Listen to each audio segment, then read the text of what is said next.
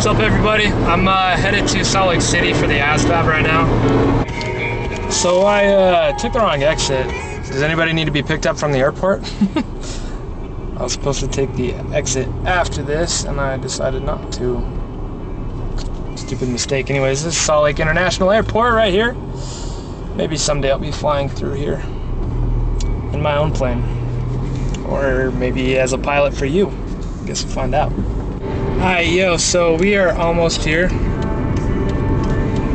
Turning on Jimmy Doolittle Road. Turn left on the Jimmy Doolittle Road, then you will arrive at your destination.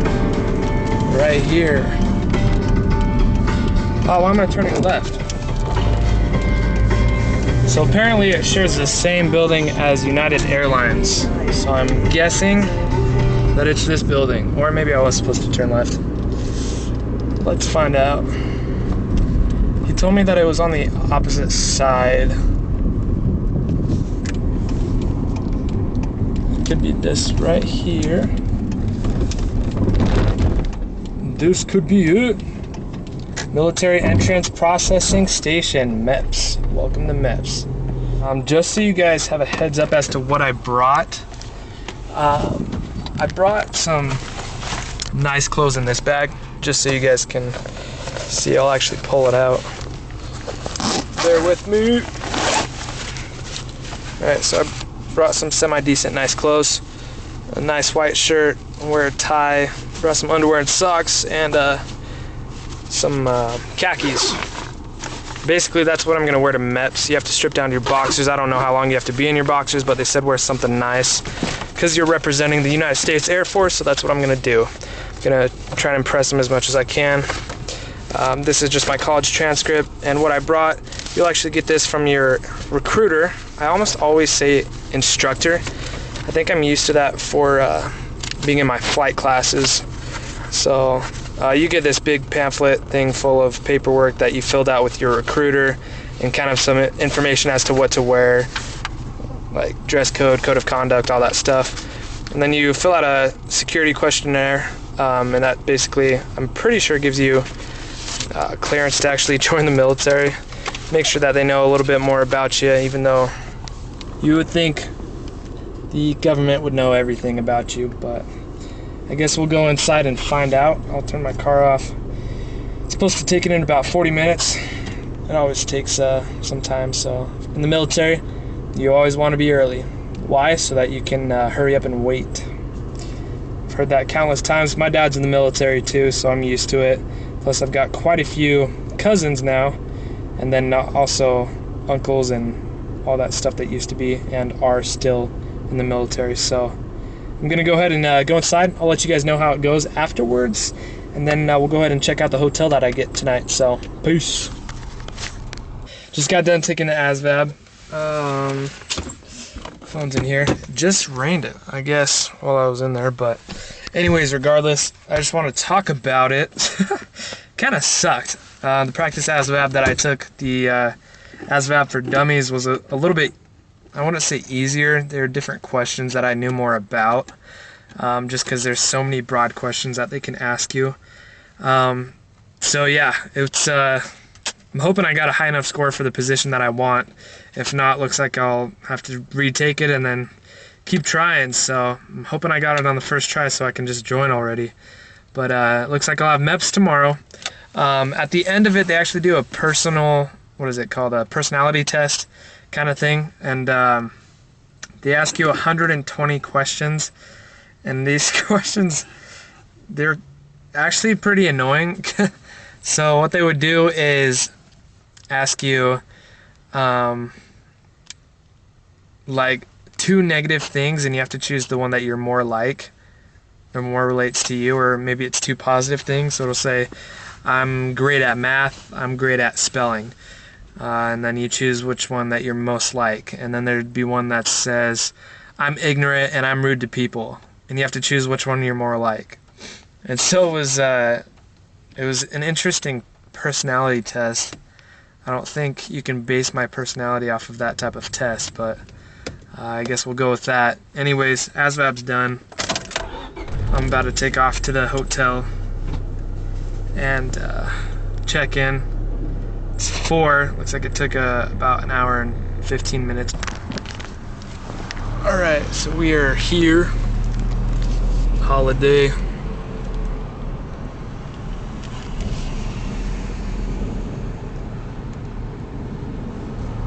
I'm hoping I get like a sweet room.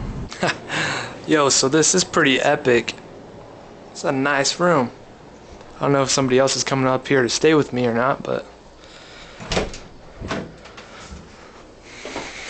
got a nice little room so I can stay in for the night and then go to MEPS, get all felt up on medical stuff. That'll be fun.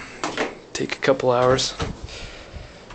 But yeah, look how sweet this room is. What's up, everybody? That is the bus full of other recruits. I just stayed the night at the Holiday Inn that's right nearby. So I'm just following them back to MEPS. Basically what I'll do is do all the boring stuff now that I hear is absolutely awful. So I'll do all the medical, all that good jazz, and then basically go from there. I'll talk to my recruiter afterwards, and then find out when I can ship, as well as when I'll be swearing in and signing the dotted line. What I did, basically we just ate dinner and then went up to our room and just hung out, watched TV, and yeah, that was pretty much it. Then I fell asleep like super early. I was exhausted, I don't know why, but I was exhausted. So, went to bed. It was probably the worst night of sleep I've had in a long time. Kinda. I've had pretty rough nights recently, but I woke up so many effing times. I went to bed at like maybe, I don't know, we had a little meeting at 8, then I came upstairs. I want to say maybe 8:30 or 9, and then I woke up at 11:30, and I was like, what the hell? It's still the same freaking night. And then I went back to bed, woke up at like 3, 2, 3, 4, 5, like every hour of the night. So it's a pretty rough night. My roommate was kind of the same, like up and down as far as sleep, but yeah, so not too bad, not too shabby of a night. So yeah, now MEPS is next, and we'll get that cleared out of the way, and we'll go from there. All right, peeps. So I just finished up MEPS. Woo! Hallelujah. That took all day, like literally. Not really, actually. Probably took about 7 hours. So not too bad. I wasn't bored, like hardly at all.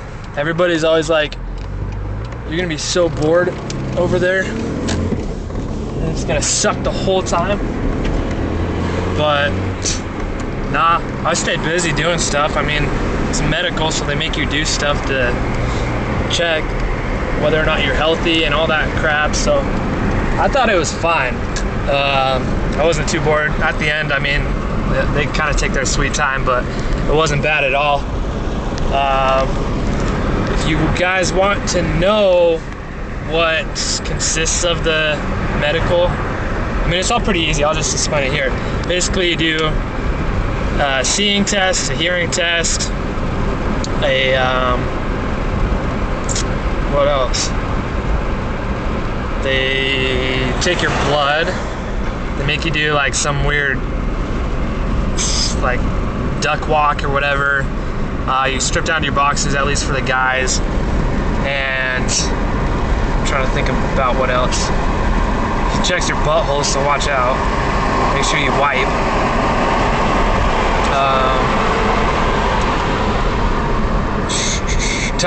He does like the testicle turning cough thing. Basically, it's like, it's super simple stuff. It just takes some time. Oh, the urine test as well. I think I'm going the right way. I don't know Salt Lake, so I guess we'll find out. But right now I'm headed over to my recruiter's place in Salt Lake.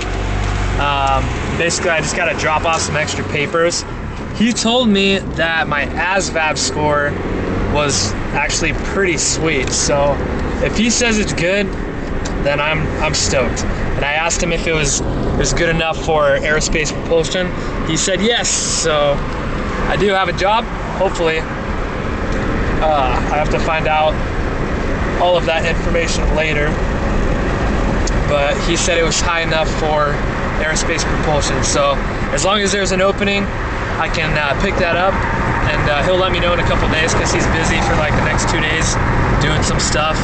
And so he just said that once he gets a hold of my paperwork and looks over it, make sure everything is cleared and he's good to go, we'll take a look at the job openings and find out when I can get shipped off. So it's all come down pretty soon. I am freaking stoked for it to finally be here. I'll be letting you guys know what else is gonna go down and what else I need, etc., etc., and like shipping and all that stuff. Because I talked to some kid and he's like, yeah, they'll just provide you with everything there. I mean, I know they give you a card so you can buy it all at the PX, but he like literally didn't have anything. It's funny because I just saw him at the at MEPS, and he was supposed to take off this morning. So I wonder if their plane got canceled or something. But yeah, so I'll keep you guys updated and posted. And yeah, MEPS is done and over with. If you guys have any questions, let me know. Hit me up in the comments below. And don't forget to subscribe and give me a thumbs up and comment and do whatever else you want to do on this channel or this video. Cool. Peace out. All right, folks. So basically, I want to go over the ASVAB test scores. I kind of broke it down. Let's see. Yeah, so I broke it down for the kind of the top ones that I was interested in as far as the jobs. There's so many more than this, so don't think that that's it. And I crumpled it up because I didn't think I needed it anymore. But anyways, just to go over basically what everything is. So that's kind of the breakdown of what they all mean or what the test categories were. And that's shown right there. More importantly are these scores right here. So 93, I scored better than 93% of all the other people that took this same test. I'm pretty sure they base it off of the form type. So 93% better. And the way that they had it broken down in the ASVAB, they break it up into a category or percentile and trainability, just to see kind of a general gauge as to how trainable you are. And based on my scores, I got 93 exact, so my trainability is outstanding, which is the highest one, which is amazing. So that's sweet. And then over here, this kind of shows your AFQT requirements, so that score right there, your requirements. So with a high school diploma, they're typically lower because when you get a GED, I mean, you have to prove yourself even more because GED is like the easy route out, you know, the lazy route too. So for U.S. Air Force 36, I got a 93, so I'm completely beyond that. Even with the GED, I could have aced it too. So Army, looks like Army and Navy are about the same, 31-ish. With the GED, looks like you only need 31 for Army, but 50 for the Navy. Marine Corps is actually higher than both of those, which is interesting to me. And then Coast Guard's actually 40, so they're higher than Air Force, which is also interesting. But looks like I qualify for any if I wanted to switch over to one. So that's out of the way. I'm outstanding. That's just kind of a guide to what they are. And then the MAGE scores, that's basically just for the Air Force because you have all this stuff for Army and Navy, Coast Guard, and Marines. But the most important thing is Air Force right there, MAGE. So I got 87 for M, which is mechanical, and I have that broken down here. M is mechanical, A is administrative, G is general, and E is electronics.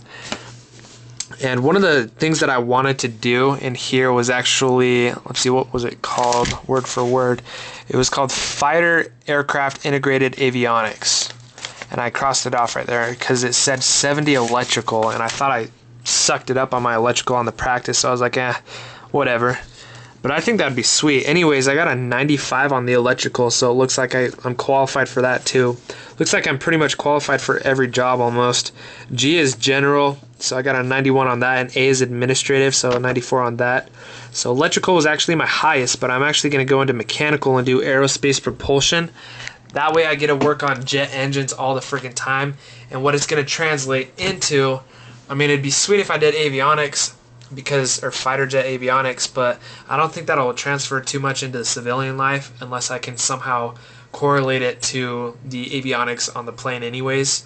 But I think more importantly would be engine mechanic, because that way I can transition it into the civilian world so that I can work on engines that way.